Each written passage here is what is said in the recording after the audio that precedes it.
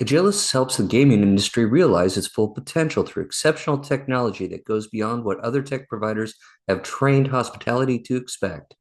We build our state-of-the-art hospitality-focused software for continuous innovation, industry-leading data sharing, maximum flexibility for best-of-breed performance, and smooth ecosystem integration, and an always-learning guest profile engine so you can create personal experiences. It's time for hospitality to go beyond with technology from Agilicis. So here we go. This is our first guest. Debbie, thank you, and welcome everyone to Gaming and Leisure's Voice podcast. I'm Leslie Ruthe, and I am your host today. Please have a little mercy on both of us today because we've decided that this is our first, and we're gonna get through it one way or the other. And we hope you enjoy what we go over today. So thanks, Debbie. I know we had a little bit of hiccups getting started the other day. So I see you're in your office and ready to go. I'd like to talk about Link if that's a good start for you. You've hit your 26-year anniversary. So let's talk a little bit about what motivated you to start Link Technologies. Well, I was kind of tired of being at the mercy of other companies, where they change direction and then you're not right for them and all of that. And I really wanted to do something on my own. But I think the biggest motivation was that I was a single mom. My older daughter, we'd had a few issues as a single mom, and I had to spend a lot of time with her, and that's how I moved here to Vegas, because it was a lot easier to work and not travel as much like in LA where you're commuting everywhere. My younger daughter was turning 12, and I saw some similar signs, and I thought, no, I need to be around. So the idea was that I was just going to start something out of my house where I could work 3 or 4 days a week and spend weekends with my younger daughter who rode horses, and we were going to the rodeos together, and it was a great time. It was a great time for us. So I worked out of my house for a couple of years, and then I was having a few problems with QuickBooks. Software and me just don't seem to work out very well. So I called in my older daughter who had been laid off, and I said, well, you can do this. And that was Lindsay. And she worked with me for 10 years after that. She now lives in Hawaii and runs a big marketing division for Hughes. So she's been doing very well.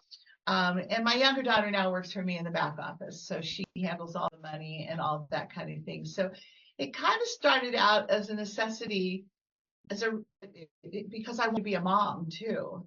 Right. And these kinds of businesses, as you know, Leslie, if you're a salesperson, you have to be there all the time.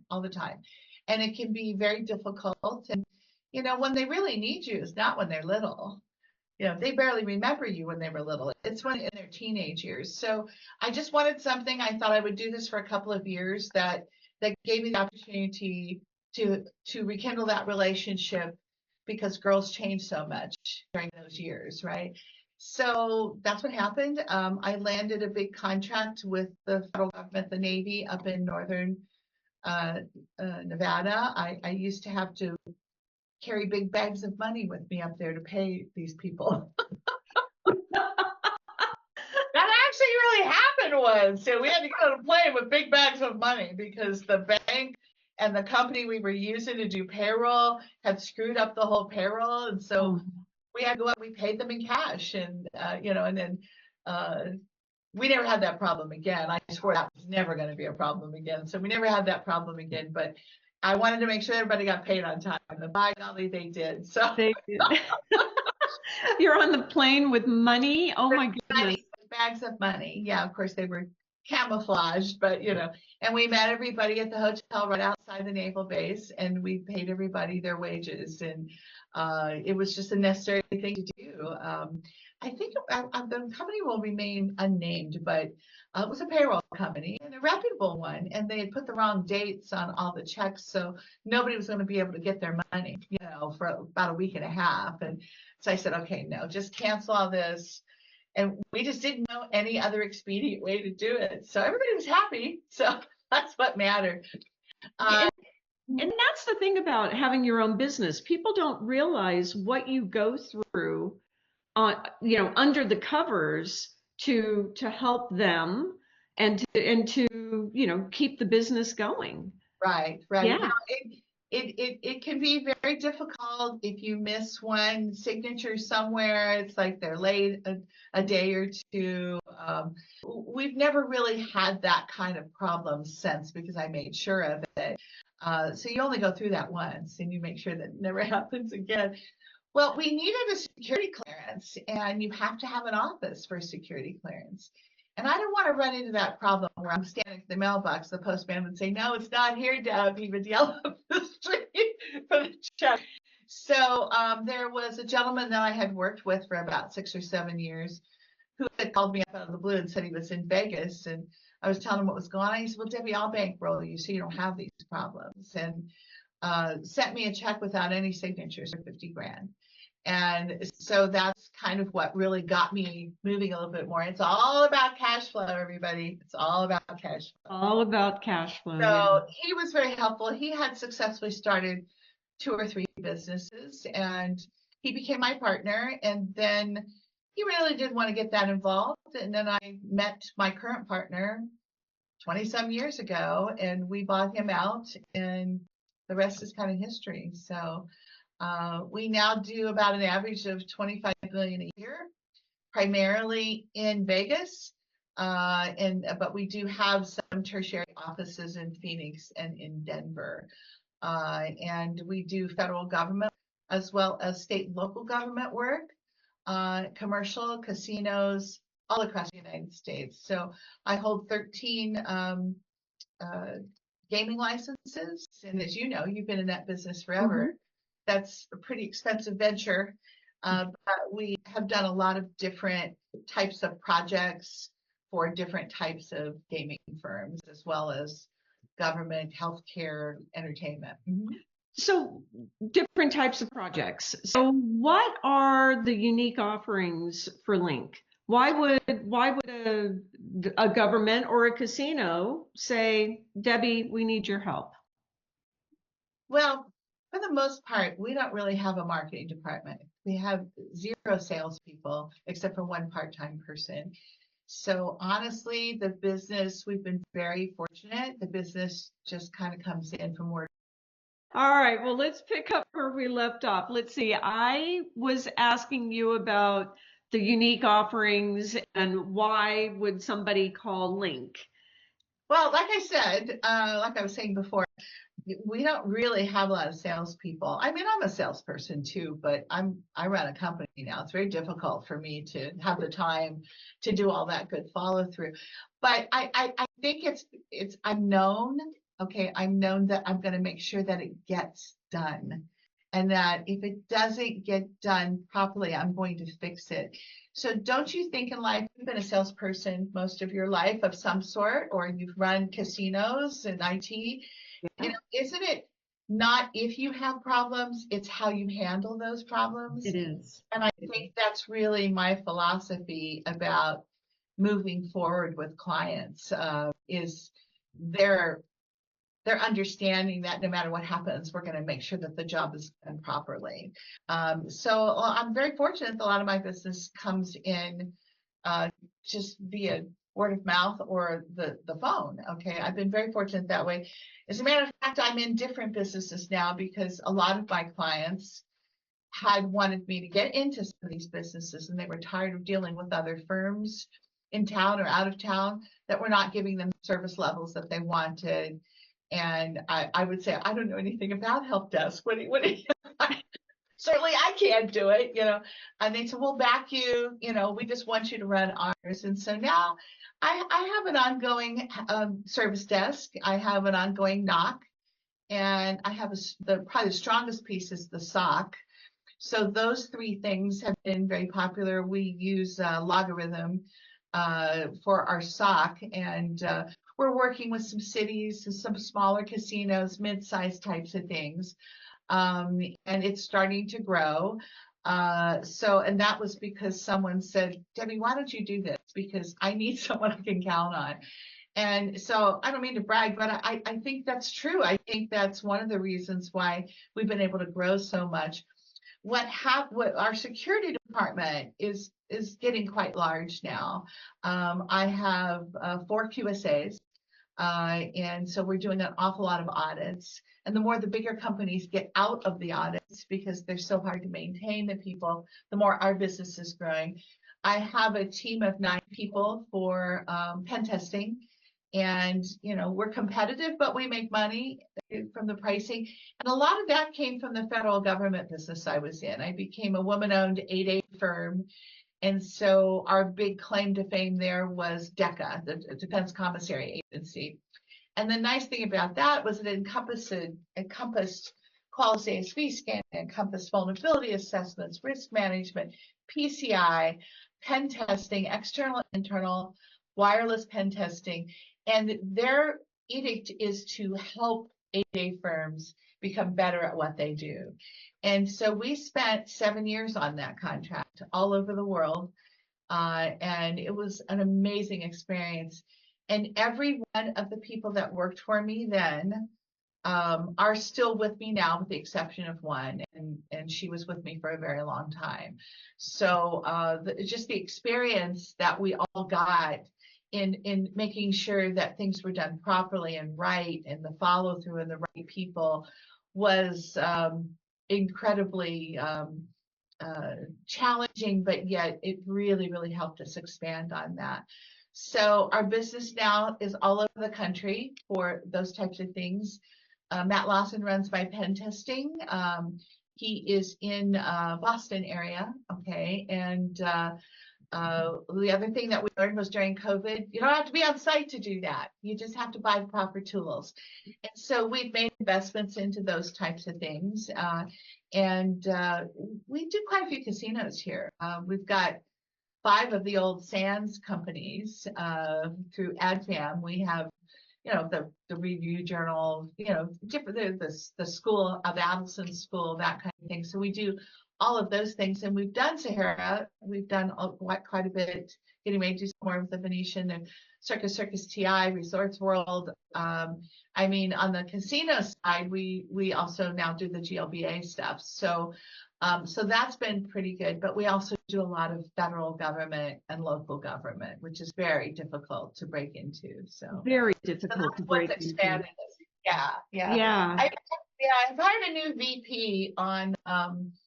Well, he's not completely new. He's been here for a while now, and he's quite something. He spent 16 years at his last company, and he is taking over very rapidly all the staff augmentation or professional services on that side that we do. And he focuses on Arizona and Denver, and he's picking up some things here in Las Vegas. And so I've been kind of pulling myself out of the day-to-day on that. It's very tiresome job sometimes, Well, when you own a business, it never stops, right? It's 24/7 practically. Yeah, and, it is. And the buck stops with you. It does. So the hardest part, I think, is keeping the quality there.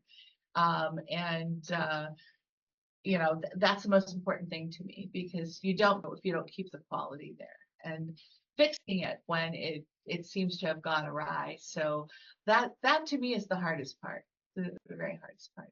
So I remember, oh my goodness, it must have been 7 or 10 years ago, you and I were talking, and you were actually just embarking on the security side of your business. Yeah, it was about 10 years ago. You're right. Yes. And I remember thinking, wow, she's really ahead of her time, because security was always an afterthought. Remember? It was, and there wasn't enough people to do it. And now they're starting to become more, and there's a lot more focus on it. And a lot of the bigger companies, I think, are focusing on things that are constantly in need, like remediation or what have you, which we can do, but we kind of focus on the audit side. So Jason Steiner runs that program for us.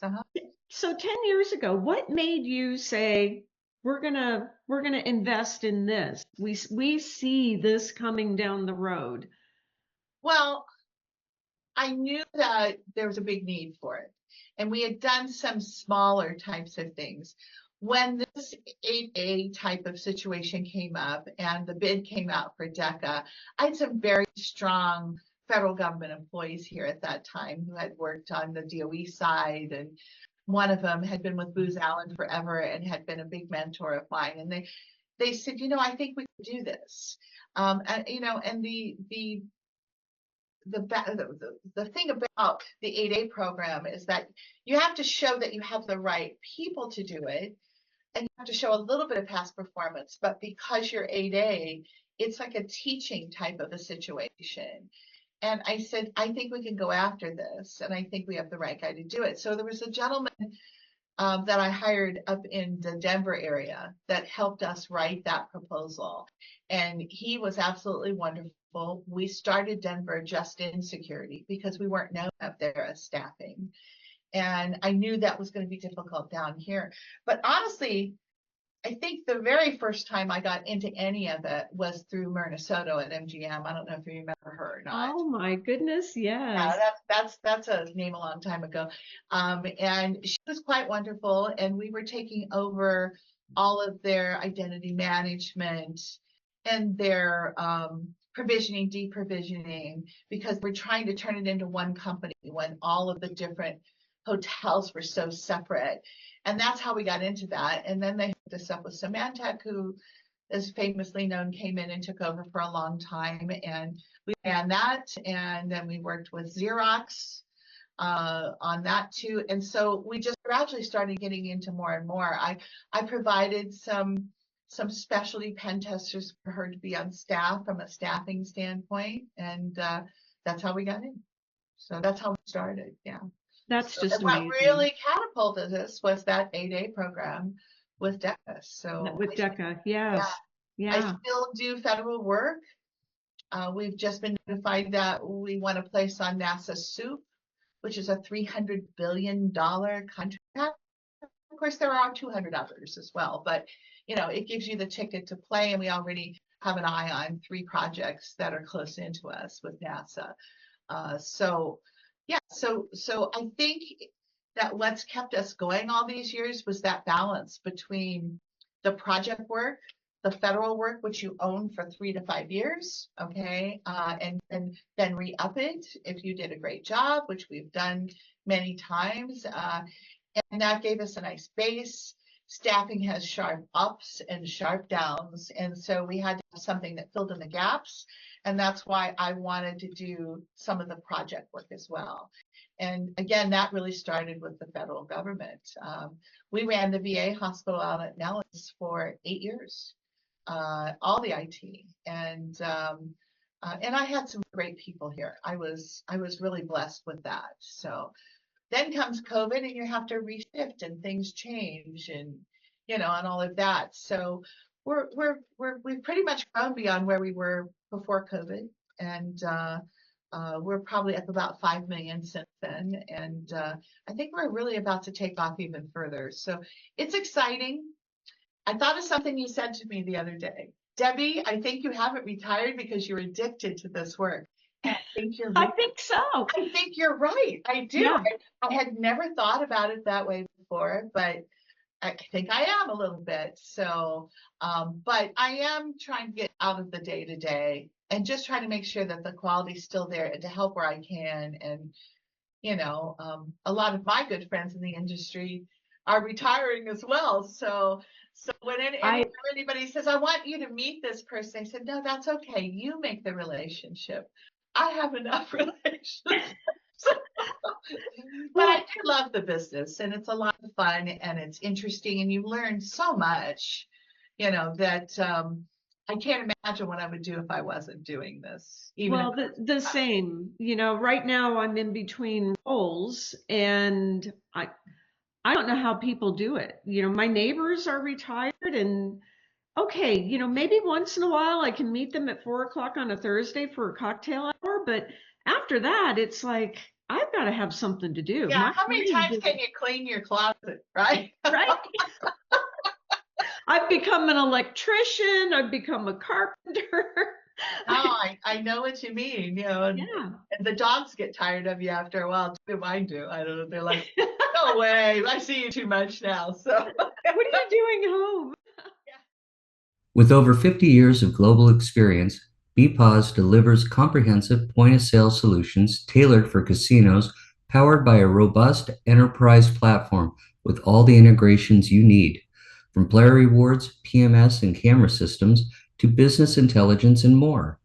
BPOS seamlessly connects your operations. Our solutions cover point-of-sale systems, online ordering, self-serve kiosk, mobile ordering, pay-at-table options, QR code ordering, KDS, inventory management, enterprise reporting, and beyond.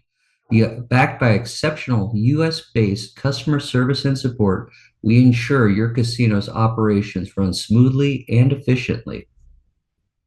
So 26 years in, doing this, how has the customer changed throughout the years? Have you noticed a pivot or anything in the I think customer it base? depends on the business. Okay. If it's staff aug, the customer's changed a great deal, and so has the business. So the margins are getting much tighter. The clients are becoming more demanding. Even with this first quarter of this year, I saw huge change.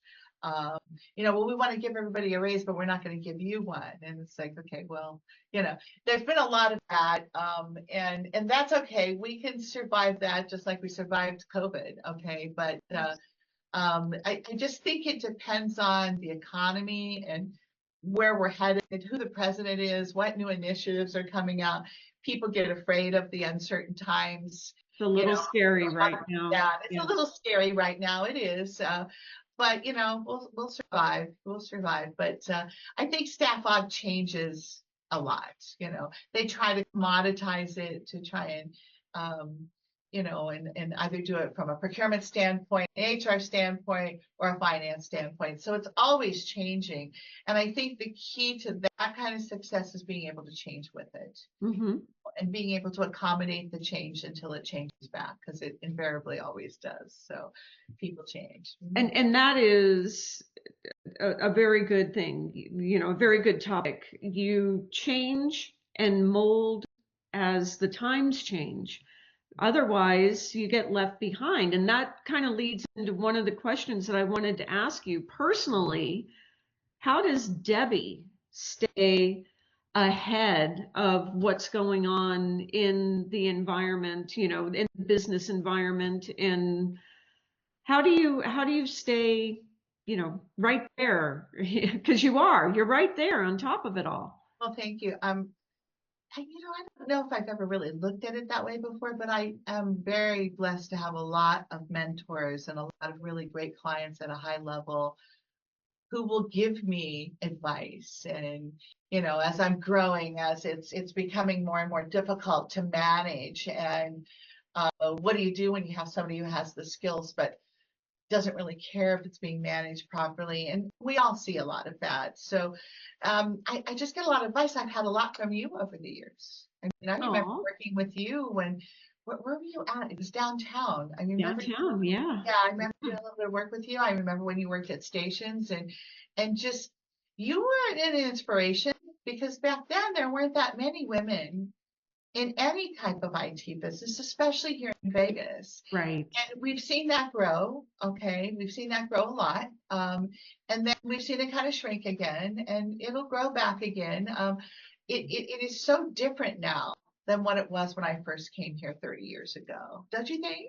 I think so. And it's funny you mentioned that, back in my station days and stuff. I look back on that and I remember now I'd be in meetings and I'd be the only woman in the room. Yeah. And and it was all I knew. I didn't know anything different, so I didn't realize that that was an anomaly at the time until now I look back. And I've passed that on to my girls. We're both single mothers of Yes, girls, I passed it on and, to mine as well, and they're and both very successful, and they can change on a dime. Although it's easier for one than the other, but they both can do that.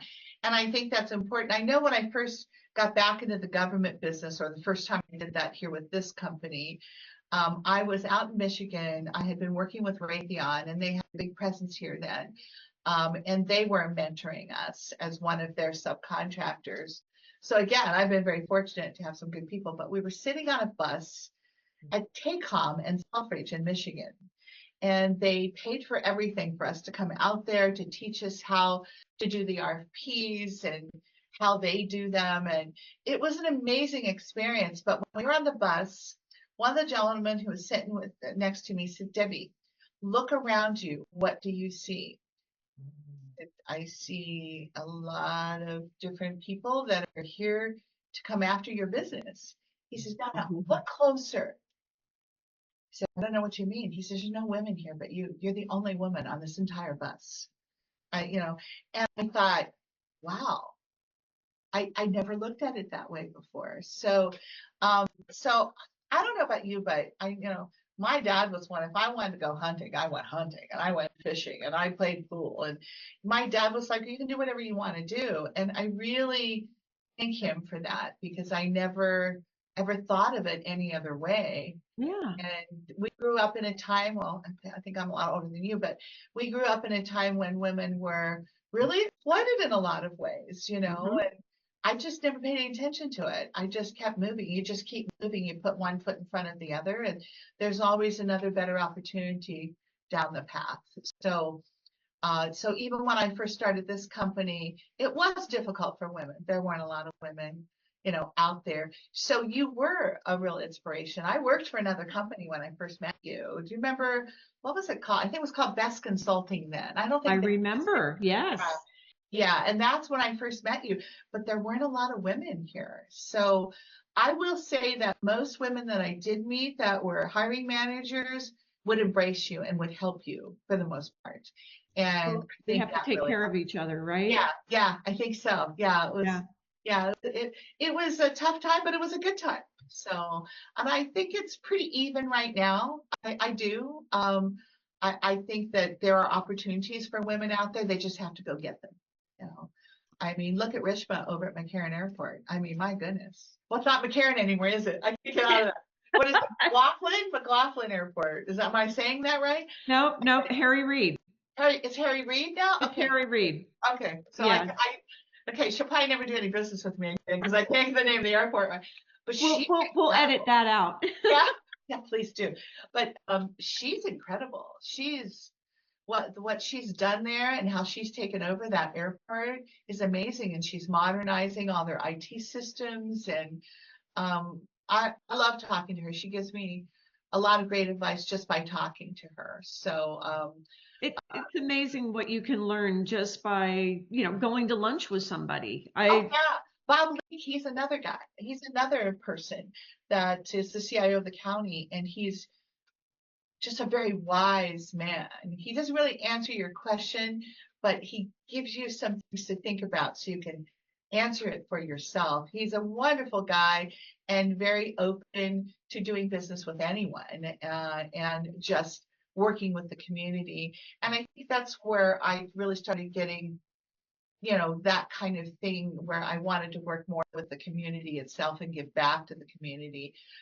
He certainly does that.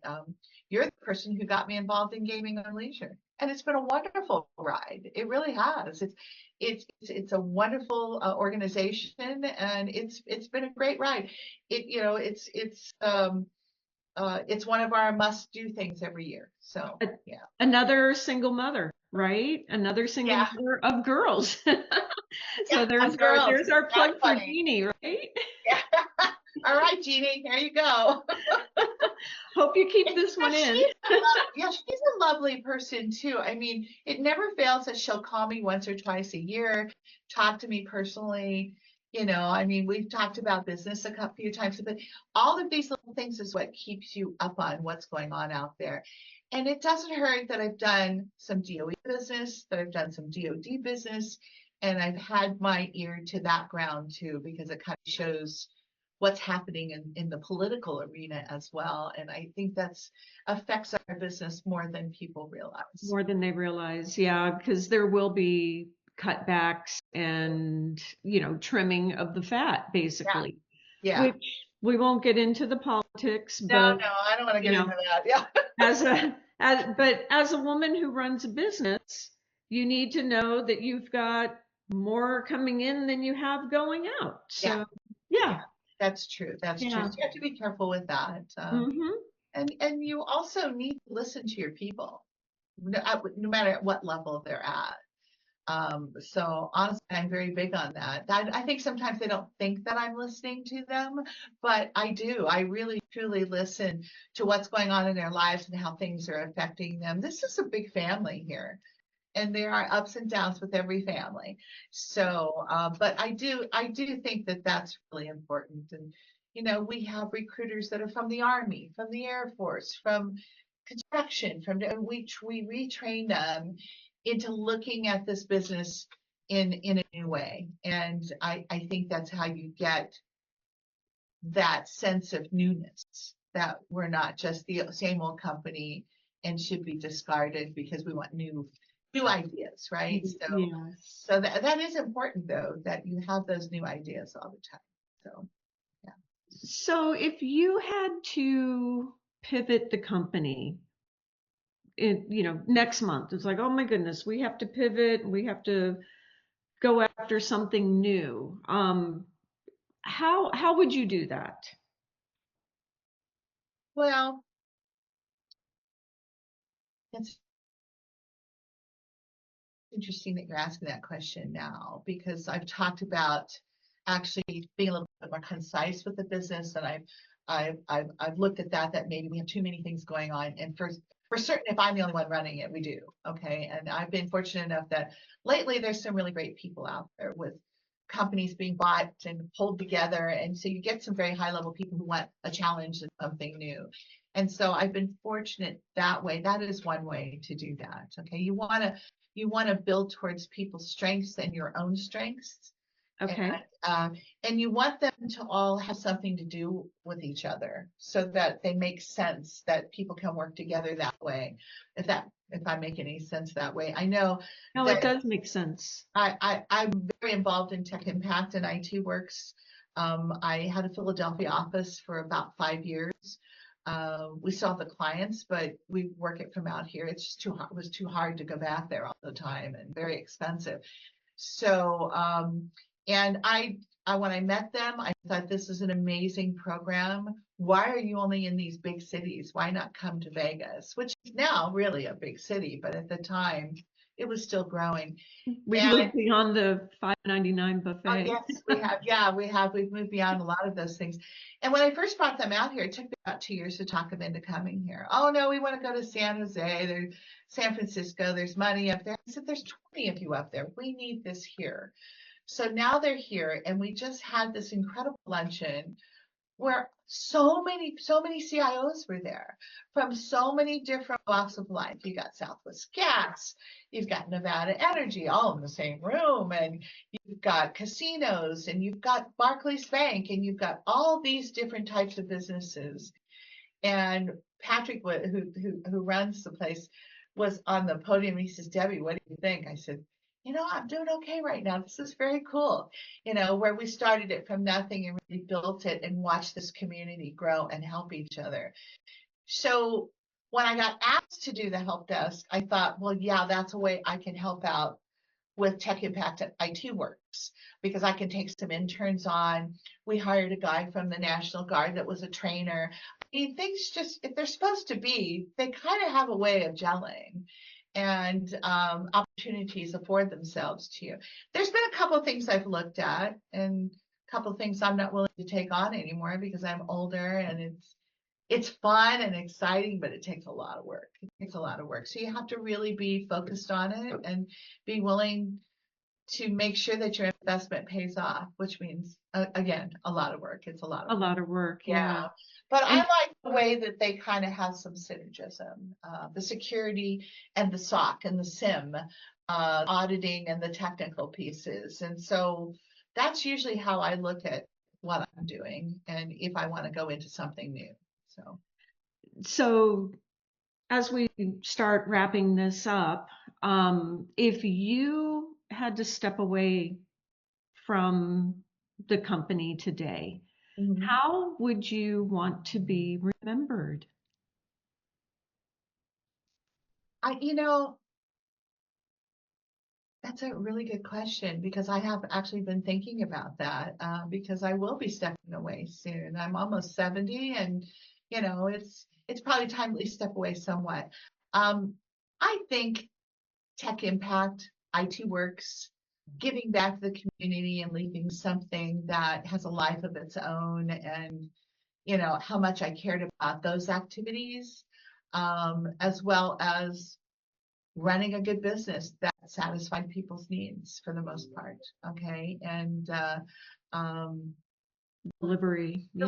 delivery, that's Yeah. what I was looking for. Yeah. The Yeah. delivery of it all, I think, matters a great deal to me. So you can love me or you can like me or you cannot like me at all. I want you to want to do business with us because we deliver. So I think that's an important part as well. But I feel like my legacy is Tech Impact IT Works, and working so hard to bring something like that I here. think so. Yeah. That was very nice to bring here.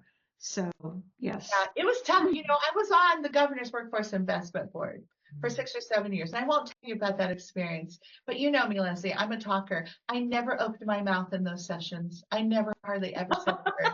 I kept thinking, okay, I'll learn something if I'm really quiet here, right? And then I thought what I learned was if you want to make change, you have to do it yourself. You have to find a way to make that change. You Oh, have to do it yes. yourself. So that's what I learned from that. And I had a wise leader one time. I was having a hard time in a new role, and he said to me, he says, if you want to change other people, you need to change yourself. Mhm. And that has stuck with me my entire career. If I hit a block wall or if I'm somewhere and I'm not getting anywhere, I take a step back, I change my approach, and then all of a sudden It starts to work. it starts to work. And they're not the issue, right? Maybe I was Yeah. the issue all along. Well, I have a saying that I tell everybody here. I said, you can't know what you don't know if you always think you know everything. I love it. And they're always saying, well, Debbie's saying. So you have to always be open to learning to do things differently.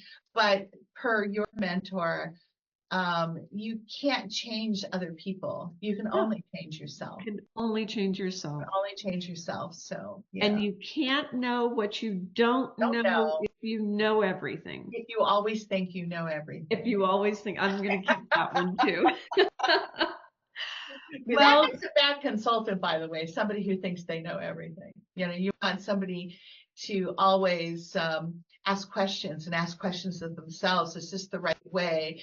Do we need someone else that has a different skill here? What do we need? And those make your best consultants too. Yeah. yes, when I go in and I meet with customers, the more I learn about them and what they're going through, the more I can help them. But if I go in and say, "Oh, I know everything and this is what you want," well, I don't know what's going on under the covers, Yeah. and if they Or don't the trust, politics or whatever. Yeah. So exactly, yeah, yeah, you can't change any of that. You just kind of got to listen and learn and listen, and and listen. try to give them, yeah, the right things that they need. Sometimes Well, they don't know. So then you got to figure out, well, how do I do this? Because they don't want me to tell them what to do. So that's always interesting. But yeah, so anyways, thank you very, very much. I appreciate it. And I thank Gaming and Leisure as well for having this podcast. And so look forward to seeing you soon.